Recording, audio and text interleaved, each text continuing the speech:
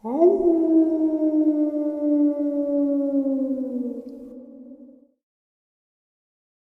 greetings and salutations, everyone. I hope everyone is doing well and still had a lovely day. Welcome back to tonight's second half.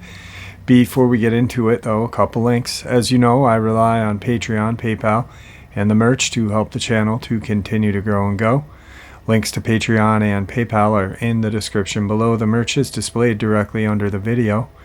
Also, Dogman Frightening Encounters, Volume 1 through 3, the audiobook versions. They were written and researched by Tom Lyons, narrated and produced by me, Jeff Nedolny.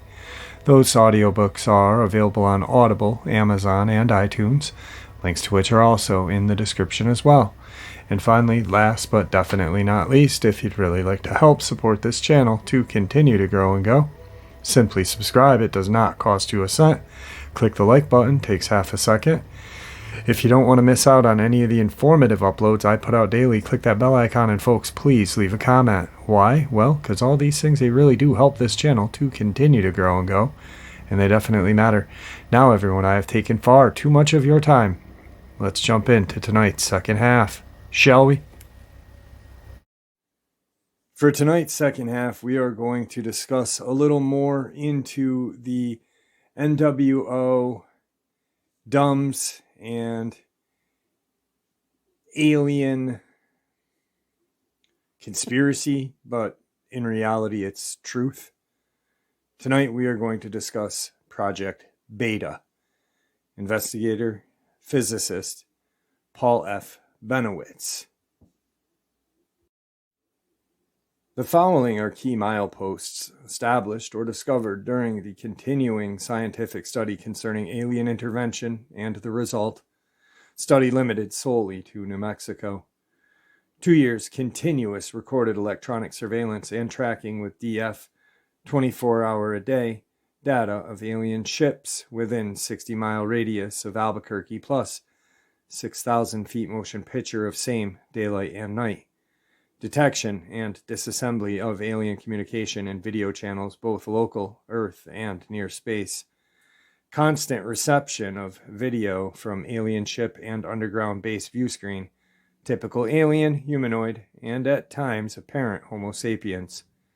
A case history of an encounter victim in New Mexico, which led to communication link and discovery that apparently all encounter victims have deliberate alien implants, along with obvious accompanying scars.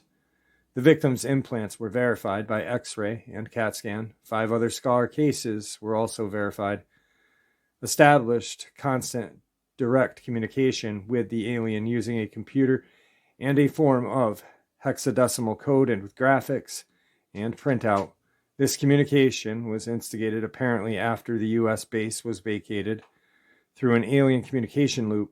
The true underground base location was divulged by the alien and precisely pinpointed. Subsequent aerial and ground photographs revealed land pylons, ships on the ground, entrances, beam weapons, and apparent launch ports, along with aliens on the ground in electrostatically supported vehicles, charging beam weapons, also apparently electrostatic. Cross-correlation and matching by triangulation to official NASA CIR color infrared high-resolution films confirmed base location and resulted in revealing U.S. military involvement, yielding precise coordinates and the U.S. base layout. Prior alien communication had indicated military involvement and the fact that the United States Air Force had a ship, but due to studying alien psychology, this was ignored at the time. Subsequently, the alien communicated following verification with the CIR that there was indeed a ship, actually more than one, that 2 were wrecked and left behind and another built. This ship is automatic powered and flying. The alien indicated its basing location. It was learned, as stated, that 2 women and a boy near Austin, Texas were exposed to severe radiation at close range, and the ship was last seen going west with helicopters. In addition, the U.S. government was quietly picking up the medical expenses. Subsequent inspection of motion picture photographs taken during the study revealed that the U.S. ship or one like it flying with the aliens, these match the CIR, where two can be seen on the ground, and in a later photograph taken on the ground after the base had been abandoned. So, in very brief form, the prologue to learning within reasonable accuracy what transpired prior to the end of 1979 or shortly thereafter. The computer communications and constant interaction with the alien in this manner without direct encounter was given a reasonably clear picture of the alien psychology, their logic and their logic methods, and their prime intent. It is important to note at the outset the alien is devious, employs deception, has no intent of any apparent peacemaking process, and is obviously does not adhere to any prior arrangement agreement. In truth, they tend to lie. However, their memory for lying is not long, and direct comparative computer printout analysis reveals this facts. Therefore, much drops through the cracks, so to speak, and from this comes the apparent truth. It is not the intent of this report to criticize or point fingers.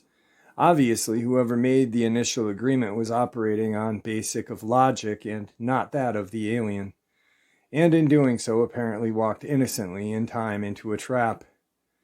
The alien indicated that the Greys, apparently the group initially involved in this agreement, were still upset about the initial capture and subsequent death of the first 8 of their co-fellows. Another group, calling themselves in the computer language the Orange, their base is on the west slope of Mount Archuleta, directly west of the south end of the United States base, and near northwest of the apparent main landing area they call, in the computer language, the Diamond. This because from the distance it looks diamond-shaped in the photographs when looking somewhat southwest past the observation tower toward the ridged peak southeast of Mount Archuleta. This ridged peak has no name, so I will call it South Peak. The base extends north of this peak to the edge of the cliff down which goes a road past a large alloyed dome, 38 feet across the bottom and with a 20-foot hole in the top. Based upon some of the aerial photographs during which the alien was caught in the open and launching, some launches appear to be coming from the direction of that dome. I would guess it is an underground launch egress facility. In the NASA CIR, there is what appears to be a black limousine alongside the dome on a ramp, surprisingly. It is precisely the size of my 1979 Lincoln Town Car. Wheeled vehicles and what appear to be snowcats or caterpillars can be seen throughout the CIR. Car and truck tracks, trucks and jeeps. I do not believe aliens have wheels, humans do. Numerous roadblocks extend northward through the United States base along a well-maintained road, 30-some-odd feet wide, apparently gravel, near all weather, numerous turnarounds, and wheel tracks into launch preparation areas, with the ship's pads marked with a 26-foot X and servicing facility, tanks, etc. 2 domed polygon high-voltage buildings on the north. On the east side of the road, also an apparent foundation for another or helipad test stand. Human housing, water tanks 32 feet across, and at one of the main roadblocks, 2 large vehicles parked across the road. Also at that point, another apparent black limousine with tracks leading to it and to the west of the road. All tracks and vehicles have been dimensioned and match military vehicles. If I were to make a guess, I would estimate the likelihood that the apparent black limousines are CIA. This is but a limited inventory of what was there September 8, 1978, including only as evidential matter for your perusal and confirmation. The road, which incidentally the natives, the tribal chief, reservation police, and highway patrolmen know nothing about, comes in off of a trail from the north. Starting at that trail, line of sight to a large plateau area, and the alloyed dome. The road in the middle of nowhere on Hikarilla Reservation is precisely 12,888 feet long airline distance. The total alien basing area, which apparently contains several cultures, now all under the designation Unity in the computer language, is approximately 3 kilometers wide by 8 kilometers long, multi-leveled. A conservative guess based upon the number of ships presently over this area and the number on the ground in the CIR photographs, the total alien population at this point is at least 2,000 and most likely more. The alien indicates more are coming or on their way. I will not attempt to speculate in this report as to how the initial U.S. contact was made, what transpired, nor how many were able to escape. The alien has communicated his account, and if totally true, it certainly is not palatable. Much detail has been omitted for further discussion if desired. However, the important is this: consistent computer communication, full online in February of this year, manual prior to that, conditions of morale, and a total insight into what makes the alien run. This is very valuable data. Number one, most importantly, the alien will allow no one to go without an implant, and after knowledge of it is wiped out. They simply will not allow it.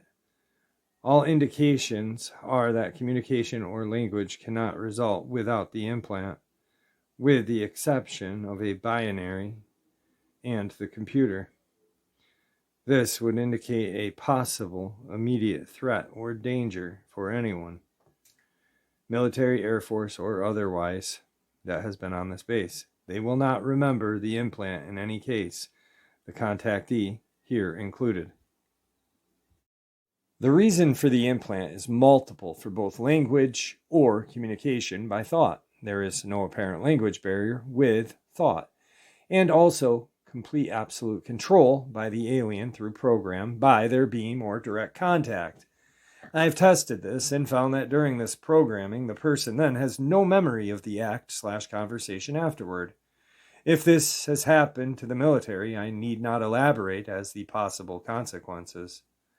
The victim's switch can be pulled at any time, and at the same time they are walking cameras and microphones if the alien chooses to listen in with the use of their beams. No classified area of any endeavor in the United States is inviolate under these conditions. However, realize the scars barely visible can be seen. All are exactly located and all are accessible by X-ray. Number 2. Also note that all of the aliens, human, humanoid alike, all must have implants. Without them, no direct communication is apparently possible. So, one can most generally, arbitrarily say that if a person states he or she communicated by thought with an alien, he or she most likely has been implanted. They may also claim to be overly psychic and be able to prove this again through the link transplant. He or she is given the information by the alien and does not realize. Most importantly, the alien, either through evolvement or because the humanoid is made, will exhibit tendencies for bad logic. Bad by Earth logic. So they are not infallible. In point of fact, they appear to have many more frailties and weakness than the normal Homo sapien. To the alien, the mind is key, and therein lies a great weakness, which will be discussed later. Number 4, they are not to be trusted.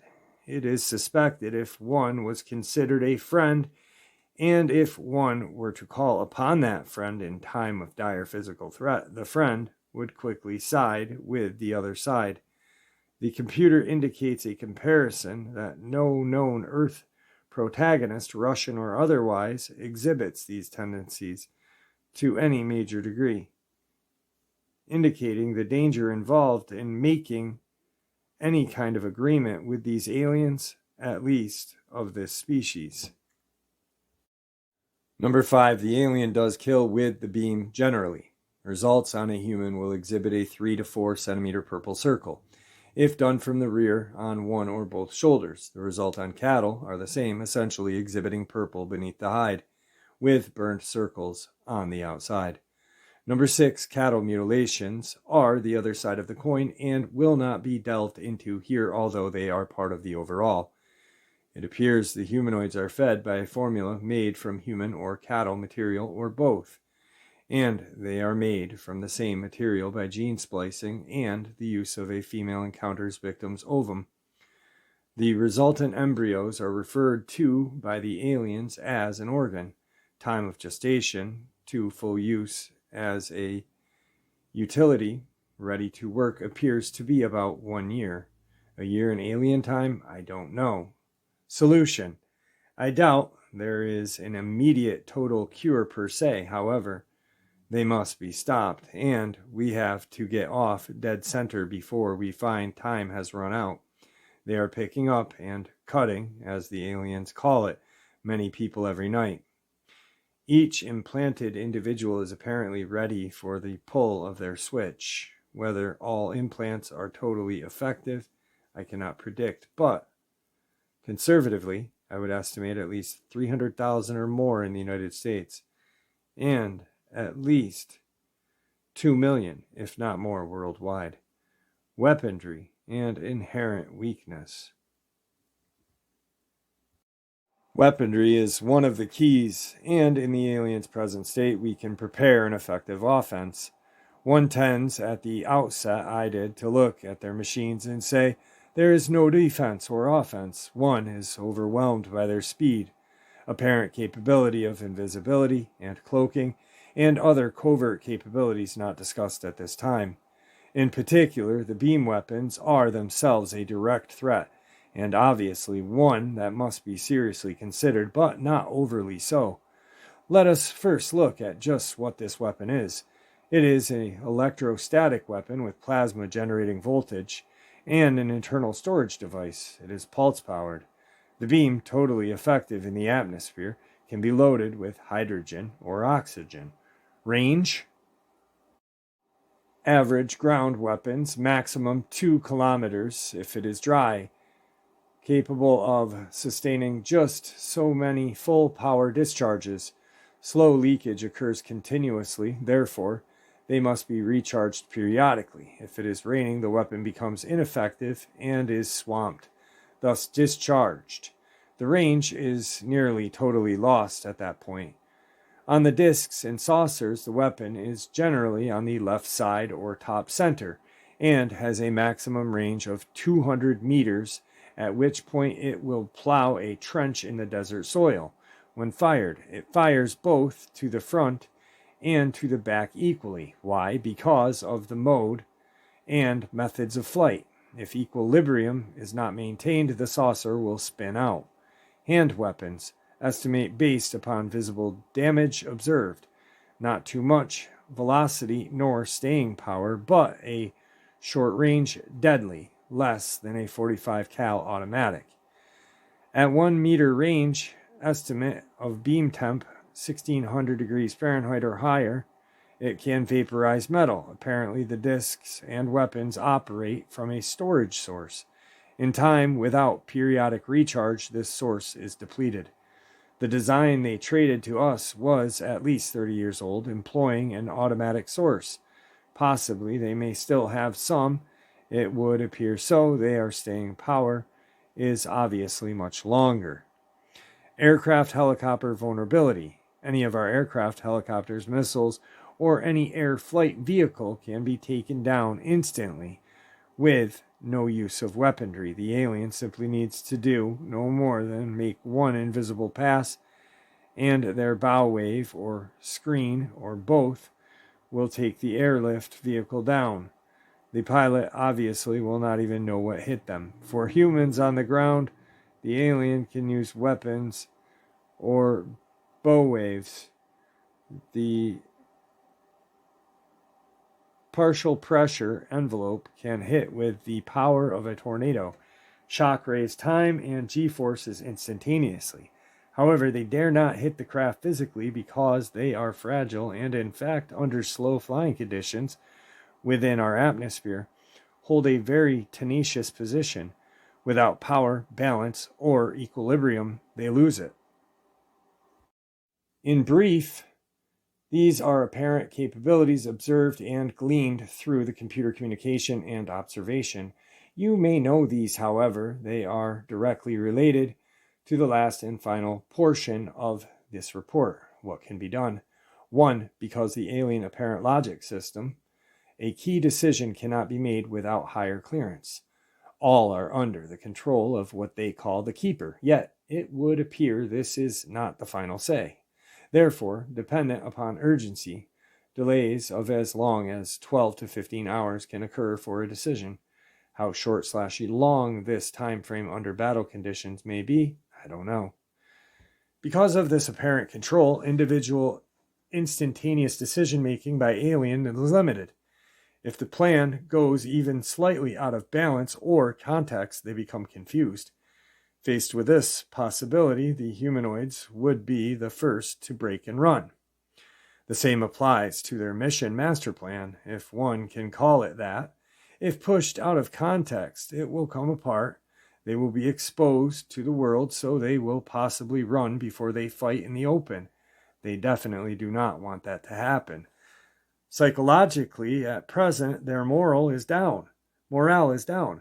Near disintegration. There is pronounced dissension in the ranks. Even with the humanoids, communication can be encouraged. This, not a necessity to expound upon. This other than to say because of their own internal vulnerability, mind-wise to each other, therein lies a prime weakness. Inter-echelon or individual trust appears to be totally lacking, so suspicion of each other is rampant. They are highly segregated as to levels. A low dare not conflict with a medium or high, or it literally means death. Death being to a humanoid deprogramming, or in the end, perhaps total physical death. They appear to be totally death-oriented, and because of this, absolutely death-fear-oriented. This is a psychological advantage. The computer also gives indications of real possibility or adverse a grounding program. Number 2, consider their ships. Most, if not all, run on charge. The sources deplete, and so depends upon size. Depletion can occur from some within a week or less. Ships can replenish each other, but only up to a charge balance. This is done with antennae-like extensions, and the charge is distributed, observing conservation of energy laws. They can replenish from power lines, but again, only to a point. So time of flight is limited. Deprived of their base recharge capability, it is indicated that all ships will come down within 6 months to a year, unless they can get transported out. That is, back to their prime launch ship. The discs and saucers have no general control fly of space because of their mode and flight. Therefore, deprived of home base, it is not likely they will survive. Their capability in power survival outlasts their capability in food or formula survival. If they do not get the formula/food within a certain period of time, they will weaken and die. In the case of Mount Archuleta and South Peak, they are dependent upon the Navajo River for water supply, and water to them is total life. Without water, they have no power. Without power, no oxygen or hydrogen to service the ships and weapons. No water to sustain the organs and feeding formula.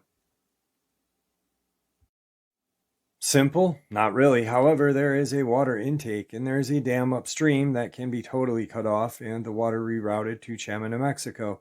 Should this occur, at least 3 of the internal bases will go down. They could possibly go atomic periodically, but obviously have problems without cooling. Once the bases are pressed on a large scale, all discs and saucers will go airborne immediately. Troops on the ground can gain terrain cover and quite a degree. It is rough terrain. Number 3, our need is for a weapon, workable, and preferably not like the aliens. I believe unless the alien is caught unawares with their screen up, their weapons are equal, so they are like children pillow boxing. There can be no result. The weapon must penetrate their screen, and it must also penetrate the ground. I believe I have that weapon. 2 small prototypes have been funded and constructed by my company. Tests conducted to date indicate they do work and work rather well considering their size. Because of this weapon's present status and nature, the theory will not be explained here. However, the weapon appears to do two things at very low power. The discs within its range begin to discharge, and when exposed to a weapon beam, to counteract, they must apply more power and, in doing so, consume power. Again, conservation of energy laws strictly apply. It's also believed in an early stage, based upon present testing, that the weapon, when full on and full size, will kill and bring down discs at substantial range. The alien weapons operate substantially the same as their discs, using a charge source and a charge distribution. So, in the same sense, it's indicated that this weapon design will pull their charge weapons down very rapidly. The range of my weapon exceeds that of their present weapons, and in this most sophisticated form can be readily computer controlled to allow extreme rapid tracking and lock-on regardless of speed, along with electric wobulation of the beam. It is a beam weapon, and even at its early stage of miniature prototype testing and development, it indicates eventual superiority to their weapons. Number 4, initial logistics would indicate a plan sequentially implemented as follows. This plan does not include all requirements and preparation safety measures to be employed by ground forces. However, if Air Force intelligence desires to pursue the approaches suggested in a report, each significant requirement will be discussed in depth. An attack must be directed near entirely on ground for obvious reasons. One would, if familiar with the alien capability, indicate that vehicle ignition problems will be encountered. This is precisely true. However, the reason for this is not mysterious, but based upon good, solid laws of physics, and are known. From experience gained through my study, it is now known how to prevent this from happening, and will be discussed in detail at some later date. All electrical and electronic equipment must be hardened using these specific techniques prior to implementation. Because of the known capability of alien, by use of scanning beams to know in advance details of planning, only the initial outline is presented in this report. Again, through the communication interaction with the alien, testing is simultaneously done upon its facet. Eavesdropping and ways to abort this capability has been tested and proven. The program would be instigated in phases. First phase, planning and logistics, would be included continued implementation and testing of a final weapon prototype through the pre-production stage. Production of at least 50 minimum quality should be planned. However, backup spares should also be included. On a full-time shift basis, it is estimated that at least 1 year or less would be required to arrive at the pre-production stage. The term would be organized by Thunder Scientific to accomplish this. The key work is now and would be done by an associated company, Benowitz Labs Ltd. Specific attack phases would be incorporated. Number 1, the first procedure would be to close the gates of the dam above the Navajo River. This dam would be held closed for a duration. Internal to the only cave, there is a small dam for water storage. Its capacity is small.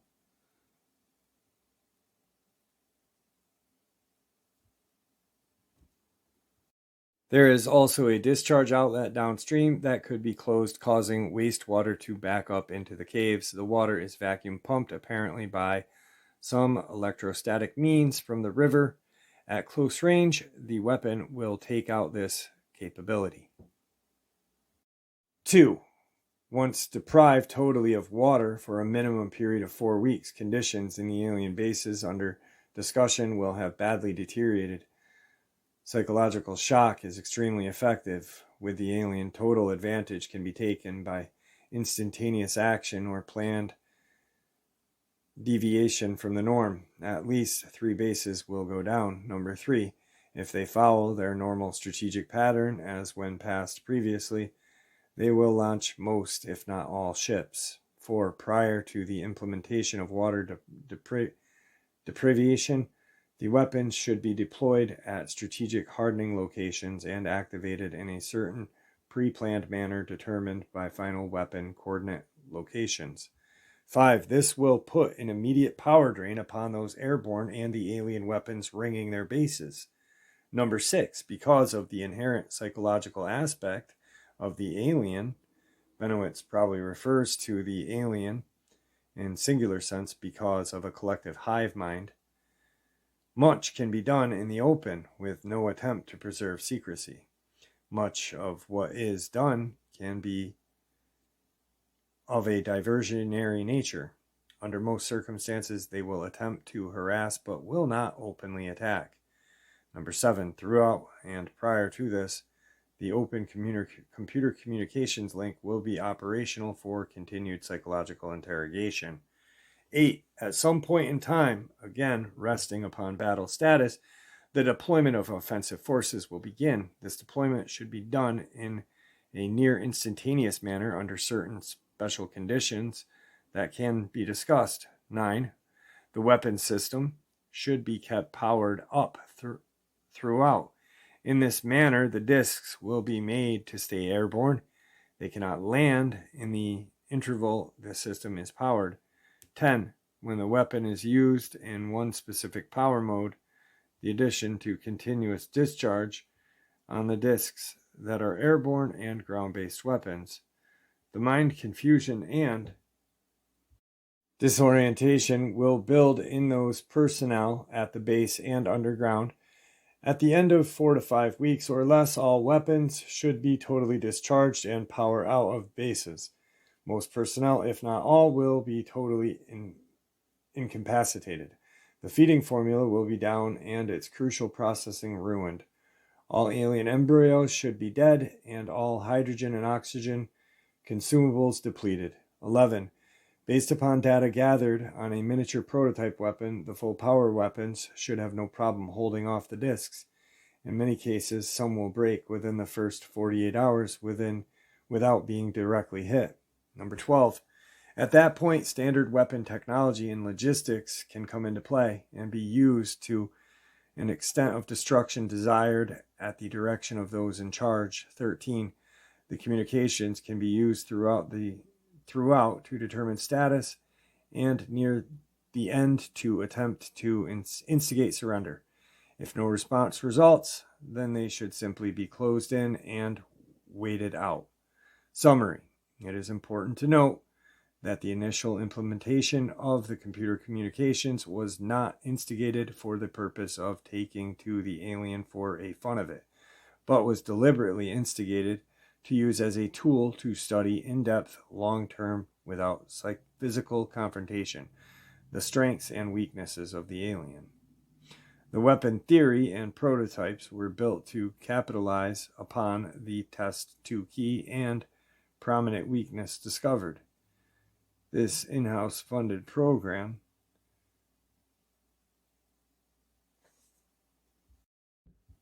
has been expensive, in excess of $200,000, done on behalf of our nation and handled in the best representative manner humanly possible.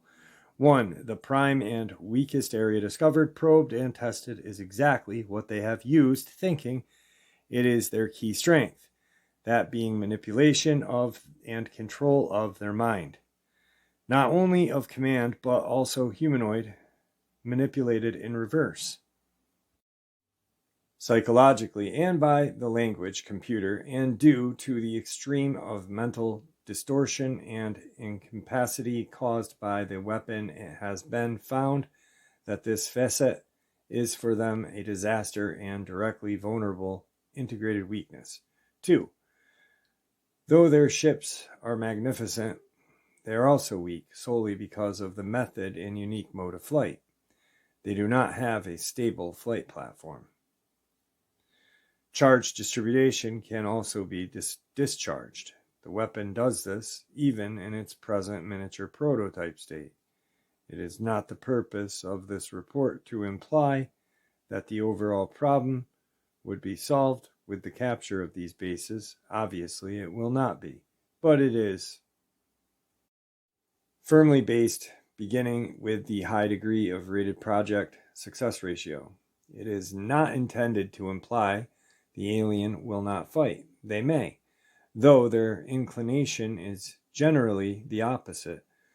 This basing area is key. Without it, their mission is in very deep trouble.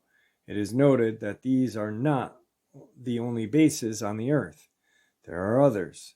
With a conservative estimate using typical logic support numbers, it is unrealistic to say there are 50,000 aliens with the biosphere of Earth and near space. Some of us will be lost in the endeavor that is obvious, however done now. The advantage is gained along with new additional technology to prepare for the next stage.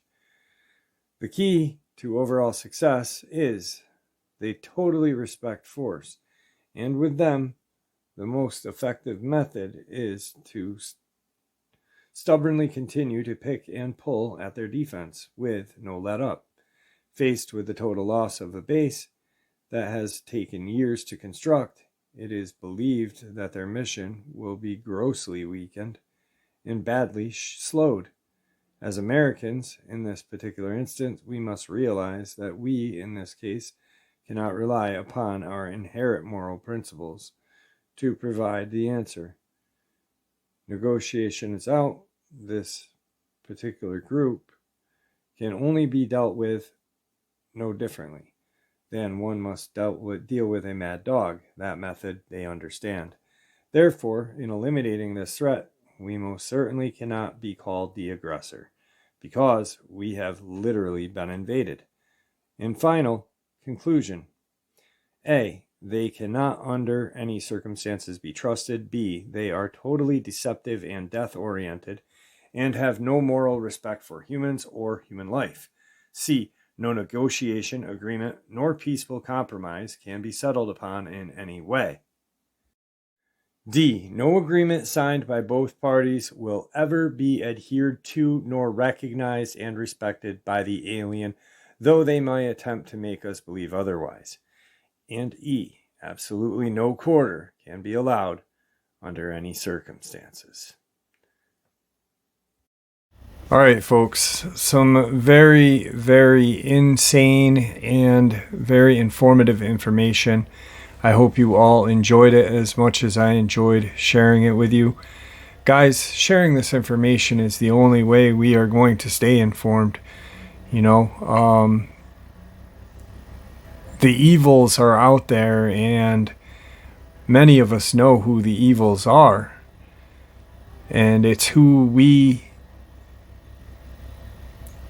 or who others vote into office on lies they promise us. Then all's their main goal is to become rich or richer and to make us poor or poorer. Bad things.